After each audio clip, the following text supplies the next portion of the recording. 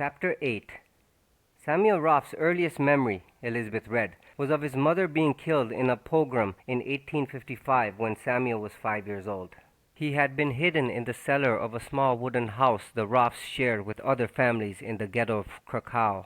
When the rioting was finally over, endless hours later, and the only sound left was the weeping of other survivors, Samuel cautiously left his hiding place and went into the streets of the ghetto to look for his mother. It seemed to the young boy that the world was on fire.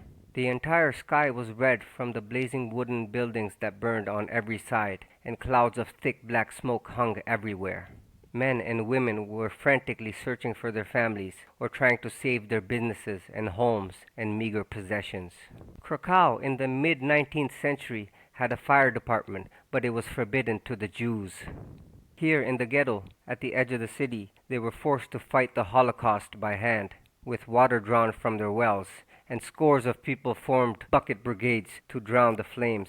Samuel saw death wherever he looked, mutilated bodies of men and women tossed aside like broken dolls, naked, raped women and children, bleeding and moaning for help. Samuel found his mother lying in the street, half conscious, her face covered with blood.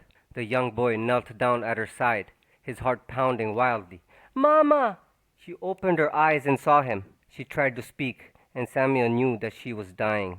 He desperately wanted to save her, but he did not know how, and even as he gently wiped the blood away, it was already too late.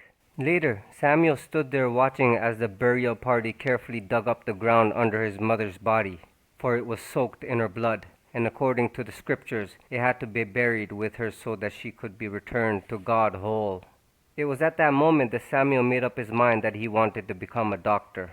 The Roffe family shared a 3-story narrow wooden house with 8 other families. Young Samuel lived in one small room with his father and his Aunt Rachel, and in all his life he had never been in a room by himself or slept, or even alone.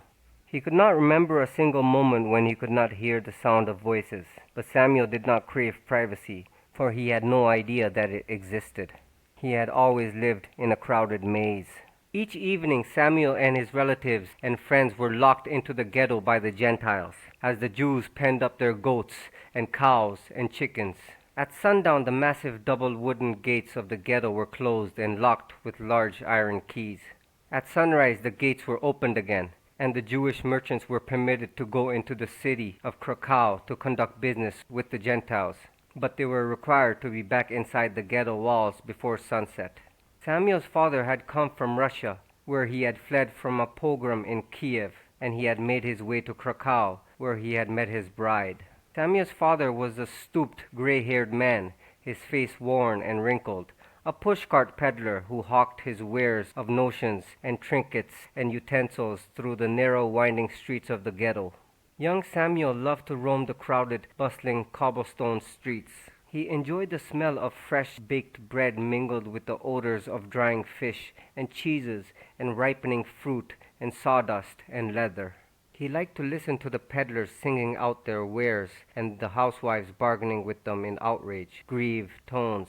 The variety of goods that the peddlers sold was staggering: linens and laces, ticking and yarn, leather and meats and vegetables and needles and soft soap and plucked whole chickens and candies and buttons and syrups and shoes. On Samuel's 12th birthday, his father took him into the city of Krakow for the first time. The idea of going through the forbidden gates and seeing Krakow itself, the home of the Gentiles, filled the boy with an almost unbearable excitement. At 6 o'clock in the morning, Samuel, wearing his one good suit, stood in the dark next to his father in front of the huge closed gates to the city, surrounded by a noisy crowd of men with crude, homemade pushcarts, wagons, and barrows. The air was cold and raw, and Samuel huddled into his threadbare sheep's wool coat. After what seemed hours, a bright orange sun peeped over the eastern horizon, and there was an unexpected stir from the crowd. Moments later, the huge wooden gates began to swing open, and the merchants started to pour through them like a stream of industrious ants heading toward the city. As they approached the wonderful, terrible city, Samuel's heart began to beat faster. Ahead, he could see the fortifications towering over the Vistula. Samuel clung to his father more tightly. He was actually in Krakow, surrounded by a feared goyim, the people who locked them up every night. He stole quick, frightened glances at the faces of the passers-by, and he marveled at how different they looked. They did not wear pavis, earlocks, or bekesh, the long black coats, and many of them were clean-shaven. Samuel and his father walked along the Plante toward the Rheineck, the crowded marketplace, where they passed the enormous cloth hall and the twin-towered church of St. Mary. Samuel had never seen such magnificence. The new world was filled with wonders. First of all, there was an exciting feeling of freedom and space that left Samuel breathless. The houses on the streets were all set apart, not jumbled together, and most of them had a small garden in front. Surely, Samuel thought, everyone in Krakow must be a millionaire. Samuel accompanied his father to a half a dozen suppliers, where his father bought goods which he tossed into the cart. When the cart was filled, he and the boy headed back toward the ghetto. "Can't we stay longer?" Samuel begged. "No, son, we have to go home." Samuel did not want to go home. He had been outside the gates for the first time in his life, and he was filled with an elation that was so strong it almost choked him. That people could live like this, free to walk wherever they pleased, free to do whatever they wanted. Why could he not have been born outside the gate? Instantly, he was ashamed of himself for having such disloyal thoughts. That night when Samuel went to bed, he lay awake for a long time, thinking about Krakow and the beautiful houses with their flowers and green gardens. He had to find a way to get free. He wanted to talk to someone about the things he felt, but there was no one who would understand him. Elizabeth put the book down and sat back, closing her eyes, visualizing Samuel's loneliness, his excitement, his frustration. It was at that moment that Elizabeth began to identify with him, to feel that she was part of him, as he was a part of her. His blood ran in her veins. She had a wonderful, heady sense of belonging.